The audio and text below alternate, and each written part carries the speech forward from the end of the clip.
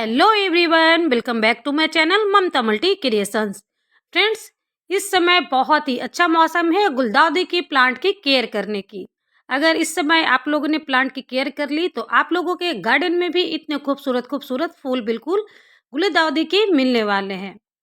इस समय हम लोग अपने गुलदाउदी प्लांट के किस तरीके से केयर करें, कौन सी खाद दें, कैसे अपने प्लांट को कीड़े लगने से बचाएं, इन सभी टॉपिक पे आज ये वीडियो होने वाली है। देख सकते हैं कि मैं कितने सारे प्लांट्स बिल्कुल कटिंग से रेडी की हुई हूँ और सभी में बिल्कुल धीरे धीरे अब कलियां आने लगी है।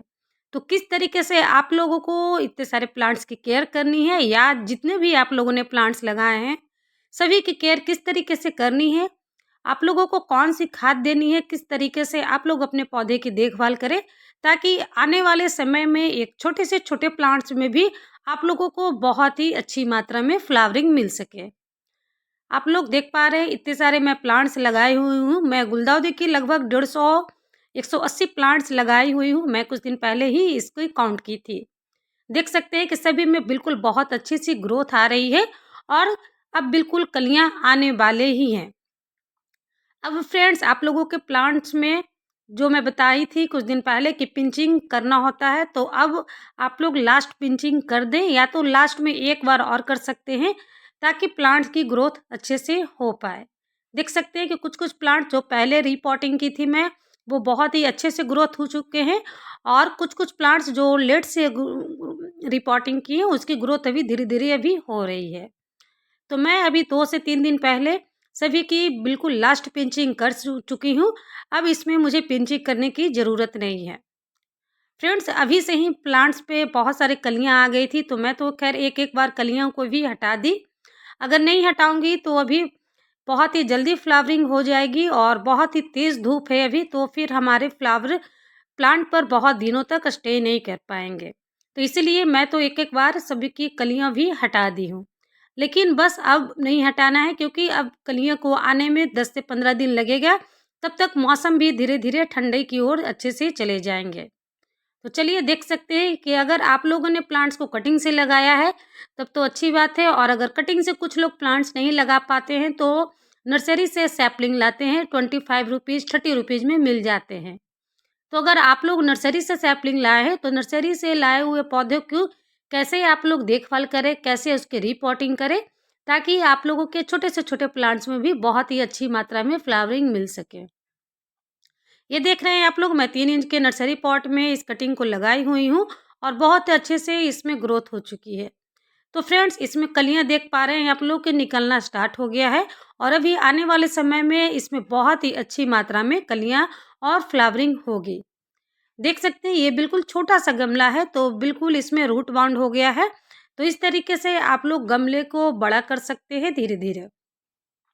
जब इसके कटिंग और रिपोर्टिंग की थी तो छोटे कटिंग को हम लोग छोटे पॉट में ही रिपोर्ट करते हैं पहले। जैसे जैसे पौधे की ग्रोथ बढ़ती है उस तरीके से फिर हम लोग गमलों का साइज बढ़ाते हैं। मैं हमेशा इस वीडियो में आप लोगों को बताती हूँ कि छोटे पौधे को छोटे गमले में लगाया करें। जैसे जैसे पौधे के बढ़ती जाए ग्रोथ उस तरीके से आप लोगों को गमले को भी बढ़ाना होता है। देख सकते हैं कि छोटे से गमले में बिल्कुल ये रूट बाउंड हो चुका है। तो चलिए फ्रेंड्स, मैं आप लोगों को बताती हूँ कि इसकी रीपॉटिंग कैसे करनी है, इसके लिए सॉइल मीडिया कैसा बनाना है। ये है 8 इंच का प्लास्टिक का पॉट है, मैं इसी में इसको रीपॉट करूँगी ताकि आने वाले समय में इसमें बहुत ही अच्छे से ग्रोथ हो पाए और हमारे प्लांट्स में बिल्कुल अच्छे से फ्लावरिंग हो। किसी भी पॉट में बिल्कुल ड्रेनेज होल आप लोगों को ज़रूर बनाकर रखना है। देख सकते हैं ये नर्सरी पॉट है, जो बड़े वाले आते हैं 8 इंच के, उसी में मैं लगाने जा रही हूँ। इसमें पहले से ही बहुत सारे ड्रेनेज होल बने हुए हैं। तो इन सभी ड्रेनेज होलों पे आप लोगों को इस तरीके से दिए के टुकड़े या तो गमले के टुकड़े, जो भी आप लोगों के पास अवेलेबल हो, ज़रूर इस तरीके से रख दें ताकि मिट्टी से फिर ये ड्रेनेज होल बंद ना हो जाए। क्योंकि जब हम लोग वाटरिंग करते हैं तो गलती से कभी-कभी ज़्यादा मात्रा में पानी चले जाता है, तो एक्स्ट्रा पानी रहती है तो फिर वो ड्रेन आउट से निकल जाते हैं। तो आप लोग भी इस तरीके से गमले के जो होल होते हैं ड्रेन आउट, उस पे इस तरीके से टिकरी रख दें, और बिल्कुल वेल ड्रेन मिट्टी हम लोगों को तैयार करना होता है। ये है फ्रेंड्स नॉर्मल गार्डन सॉइल है, इसमें पहले से ही थोड़ा-सा कंस्ट्रक्शन सैंड मिला हुआ है। जैसा कि मैं हमेशा बताती हूँ, तो ये पुराने गमले की मिट्टी हम लोगों की रहती है, तो उसे मैं धूप में दिखाकर 1-2 दिनों के लिए स्टोर कर कर रखे रहती हूँ। ये मैं बनाई थी किचन वेस्ट कंपोस्ट। अभी मैं 2-3 दिन पहले वीडियो इसका अपलोड की हूँ कि घर के कचरे से, किचन वेस्ट से कैसे कंपोस्ट बनाया जाता है, तो वो किचन कंपोस्ट मैं थोड़ा-सा ले ली हूँ। उसके बाद इसमें आप लोगों को थोड़ी-सी मिला देनी है नीम खली का पाउडर जो आता है, आप लोगों के पास फ्रेंड हो तो 1 चम्मच मिला दें।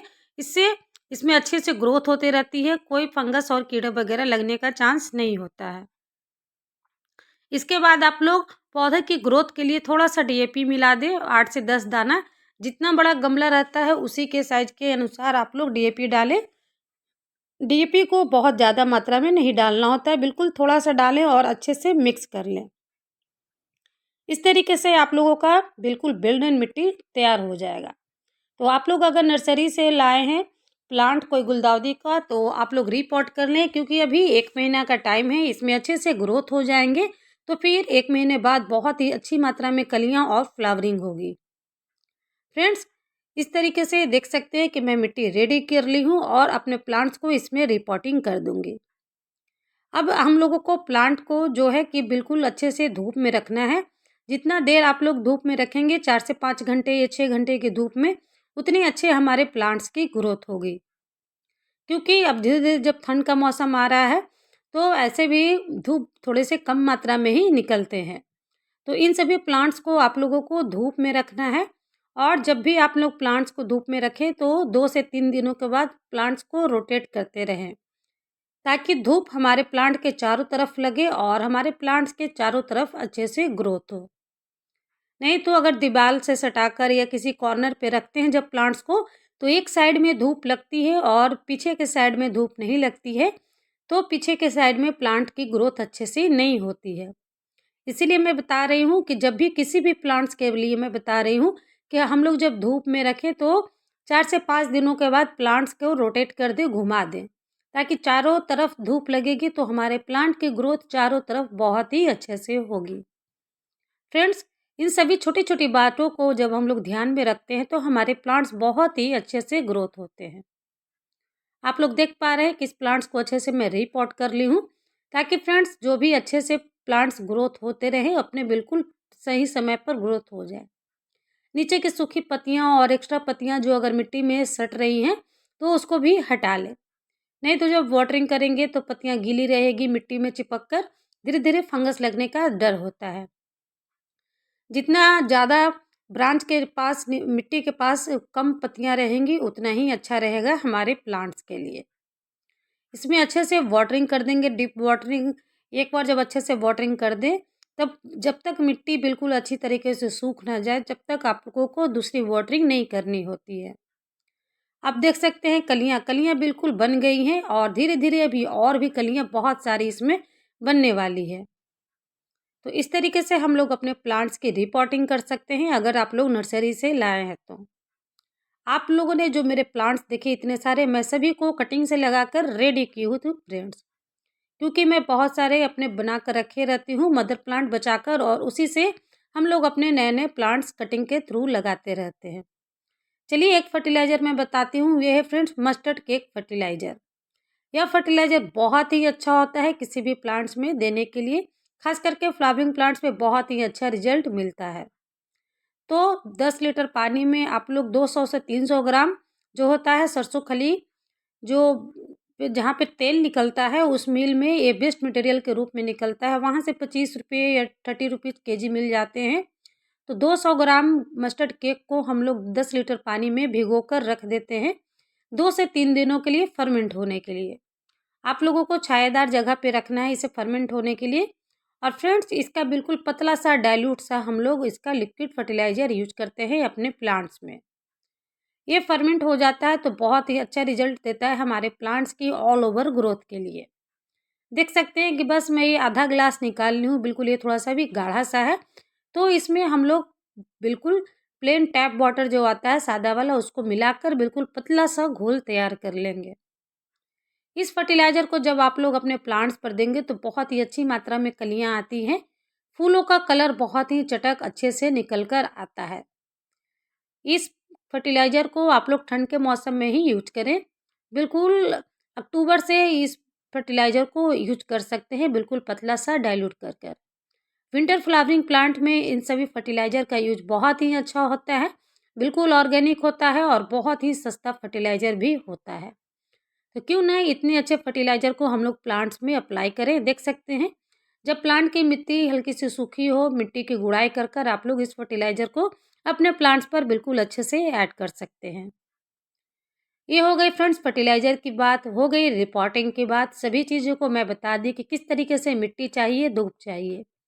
नेक्स्ट आता है कि हमारे प्लांट सब चीज़ करने के बाद भी मौसम के अनुसार हल्के-हल्के काले-काले से ये कीड़े लगने लगते हैं। कुछ लोग इसको माहूर या क्या कुछ नाम से इसे जाना जाता है। ये हमारे कलियों का रस पी लेते हैं और हमारे कलियों को खिलने नहीं देते हैं। तो इसको कैसे दूर किया जाए ताकि ये हमारे प्लांट से हट जाए? मेरे सभी प्लांट्स में तो नहीं, लेकिन 1-2 प्लांट्स पे लग गए हैं। तो फ्रेंड्स इसे या तो बहुत तेज़ पानी के धार से हटा दें, अगर हट जाते हैं तब तो ठीक है, और अगर नहीं हटते हैं, परमानेंट आप लोगों को इलाज चाहिए, तो इस तरीके से आप लोग अपने प्लांट्स को गीला कर लें। और गीला करने के बाद एक बहुत ही अच्छा बिल्कुल फ्री का दवा आप लोगों को बताने जा रही हूँ, जो बहुत ही अच्छे से फ्री में मिल जाता है।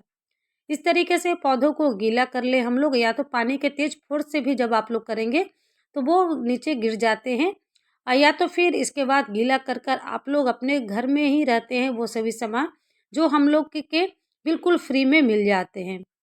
ये है फ्रेंड्स लकड़ी का जो राख होता है, वुड ऐश बोलते हैं, या तो कोयले की राख जो भी आप लोगों के पास हो, या तो कंडे की राख, उसका यूज हम लोग अपने इस जहाँ पे कीट पतंग जो लगे हुए हैं वहाँ पर जब कर देते हैं तो बहुत ही अच्छा रिजल्ट मिलता है। इसके गंध से ये कीड़े भाग जाते हैं। इसका ट्रीटमेंट बहुत ज़्यादा छिड़काव नहीं करना है। ध्यान रहे कि इसका छिड़काव आप लोग हल्का सा शाम में करें ताकि रात भर ये हमारे प्लांट्स पे लगे रहें, और फिर ये धीरे धीरे बिल्कुल ठीक हो जाते हैं। आपका इसका यूज़ बिल्कुल एक बार में ही रिजल्ट बहुत ही अच्छा मिलेगा। इस तरीके से जब छिड़काव कर देंगे तो ये बिल्कुल जो काले-काले कीड़े लगे हुए हैं हमेशा के लिए चले जाएँगे। तो इन सभी फ्री के चीज़ों का ट्रीटमेंट आप लोग अपने प्लांट्स पे कर सकते हैं ताकि प्लांट्स आपके हेल्दी रहें और बहुत ही अच्छा रिजल्ट मिले। मेरे किसी भी प्लांट्स पे नहीं लगे हुए हैं, इतने सारे प्लांट्स हैं, बस 1-2 प्लांट्स पर लगे हुए हैं। अगर इनको फुल सनलाइट में आप लोग रखेंगे तो नहीं ही लगते हैं। ये प्लांट थोड़े से छायादार जगह में रखे हुए भूल गई थी मैं इसीलिए। और सभी का मैं रिजल्ट दिखा रही हूँ, इतने सारे प्लांट्स हैं, मेरे किसी में नहीं लगे हुए हैं। और अगर आपके प्लांट्स में लग गए हैं तो इस राख का यूज़ करें। ये राख का यूज़ करने से बहुत ही अच्छा आप लोगों को रिजल्ट मिलेगा। आई होप फ्रेंड्स आप लोगों को गुलदाउदी के प्लांट्स की सारी जानकारी आप लोगों को इस वीडियो में मिल गई होगी। मेरी पूरी वीडियो देखने के बाद अगर आप लोगों को थोड़ी सी भी अच्छी, इंटरेस्टिंग और इन्फॉर्मेटिव लगी होगी तो ज़रूर लाइक करिएगा। चैनल पर पहली बार आए हूँ तो चैनल को बिल्कुल भी सब्सक्राइब करना नहीं भूलिएगा। तो thanks for watching my video dear friends. I hope आप लोगों को वीडियो बहुत ही अच्छी लगी होगी। इसी तरीके से आप लोग अपने प्लांट्स की केयर करें। तब तक के लिए friends bye bye, take care and happy gardening.